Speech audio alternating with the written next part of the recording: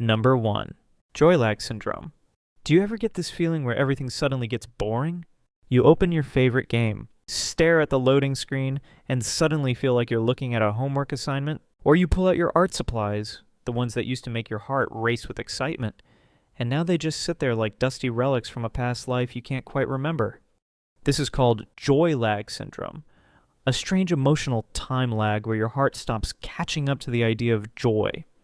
You know, the thing used to make you happy, but now it feels like you're watching someone else's memories play, disconnected and dimmed out. Here's what happens. When you're constantly under pressure, your brain starts prioritizing energy conservation, shutting down or dulling the systems that once gave you bursts of joy, focus, or inspiration. This leads to release of high levels of cortisol, your main stress hormone. Over time, too much cortisol dulls the brain's sensitivity to dopamine, the chemical responsible for motivation and reward. This means even when you do something that should feel good, the signal doesn't land. Additionally, your prefrontal cortex, the part of the brain responsible for focus, planning, and emotional regulation, starts to shrink in response to prolonged stress. Meanwhile, the amygdala, which processes fear and threat, becomes more reactive. This results to your brain prioritizing survival over joy, scanning for danger instead of having fun. Studies show that chronic burnout literally alters your brain's reward pathways, making pleasure feel like a foreign concept. It assumes you're in crisis mode and that joy is a distraction, not a necessity. So even when your environment changes, your brain may stay in that protective crouch, unable to recognize fun. That is why recovering from burnout isn't just about resting, it's about retraining your brain to trust having fun again. So when everything suddenly starts feeling like a chore, that's not a personality change. Be easy to yourself, get out and touch grass. Number 2. Micro rage quakes. Ever snap at your phone because Spotify took one more second to load? Or the elevator door closes half a second before you reach it, and you're genuinely furious. This is what I call micro rage quakes. Those disproportionate bursts of anger triggered by tiny everyday annoyances. Your emotional circuits are fried, pushing your nervous system into a hypersensitive state, bringing about frustrations magnified by exhaustion. Dr. Robert Sapolsky's research on stress physiology shows that chronic stress keeps your sympathetic nervous system in a constant state of activation. Your fight or flight response becomes hypersensitive, like a smoke detector that goes off when you burn toast. Here's the science behind it. When you're chronically stressed, your brain's amygdala, the alarm system, becomes hyperactive while your prefrontal cortex, the rational CEO, goes offline. So minor irritations that your well-rested brain would filter out now feel like genuine threats. Slow Wi-Fi stops being an inconvenience to becoming the final straw on a nervous system that's been holding it together with duct tape and caffeine. The really insidious part is that you start feeling guilty about your reactions. You question why you were so angry about something so small, but you're not actually angry about the slow internet.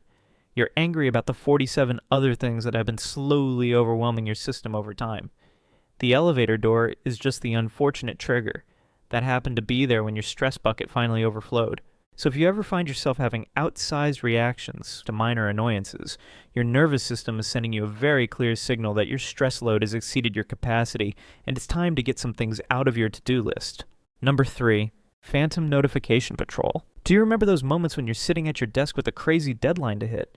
Instead of logging into work, you keep checking your phone 15 times in a row, even though you know nothing new has come in.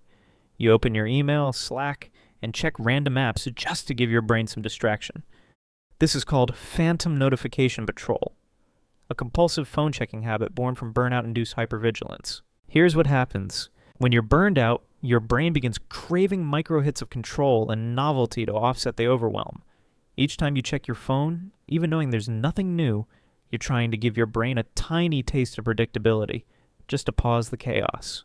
Neuroscience calls this intermittent reinforcement, a behavioral loop where inconsistent rewards, like the occasional dopamine ping from a new notification, make us keep checking just in case.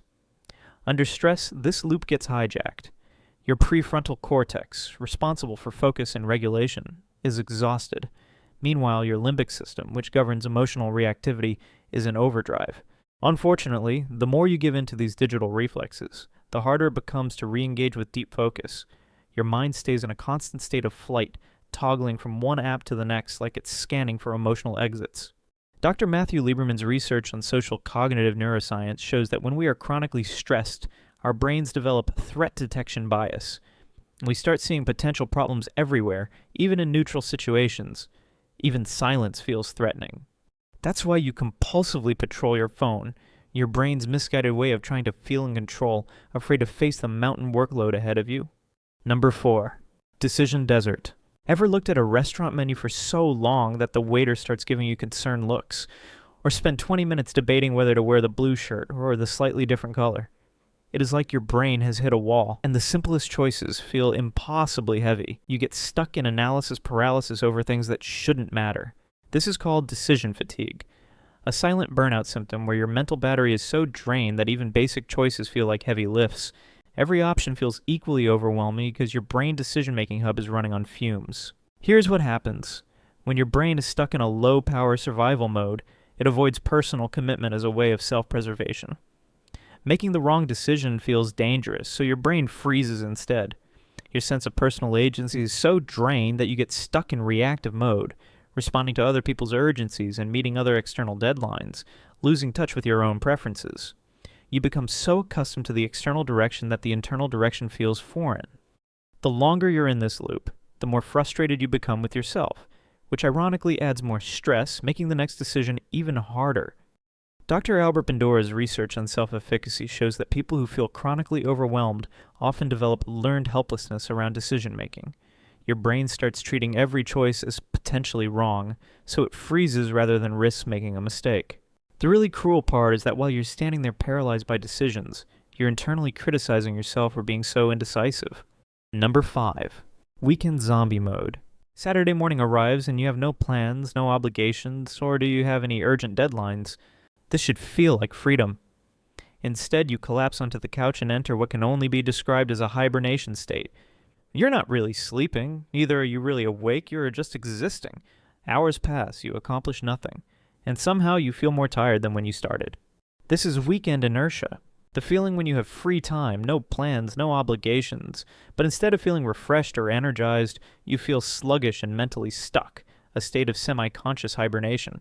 Here's the science behind it. When your brain has been in go mode all week, constantly solving, reacting, scheduling, and fixing issues without adequate downtime, it temporarily forgets how to downshift. All through the week, you've trained it to function in a permanent state of cortisol-fueled urgency, so much that when the pressure lifts, instead of feeling calm, your body crashes. Dr. Andrew Huberman calls this a paradoxical fatigue, where the systems responsible for energy generation, like dopamine and norepinephrine, have been so overused they flatline the moment you're no longer in a fight-or-flight scenario. Your brain has no momentum to shift into joy or productivity because it's busy rebooting from the week's emotional wear and tear. The worst part is that Sunday night dread starts creeping in around noon on Saturday. It's like your brain can't even enjoy the present moment because it's already catastrophizing about Monday morning. You're basically just worrying horizontally instead of actually resting. True rest requires your nervous system to downshift from fight or flight mode to rest and digest mode.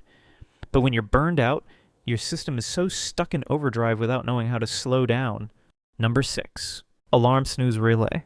Have you ever been so upset to wake up to a point you end up having an alarm-snooze relay? And what should be a simple wake-up becomes a 10-round boxing match between you and your alarm clock.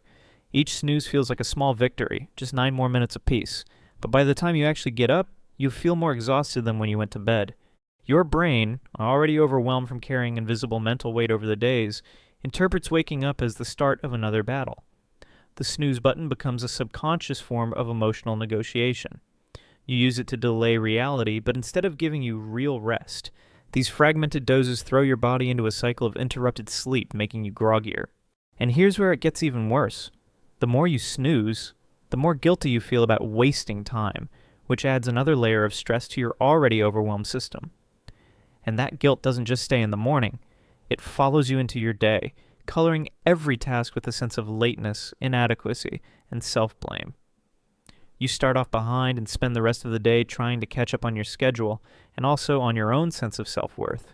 The snooze button feels like comfort in the moment, but it sets the tone for a cycle of shame, fatigue, and inner criticism that makes every moment feel harder than it needs to be. So if the sound of your morning alarm triggers a sense of dread rather than readiness, you've probably been on a streak of go mode and you need rest.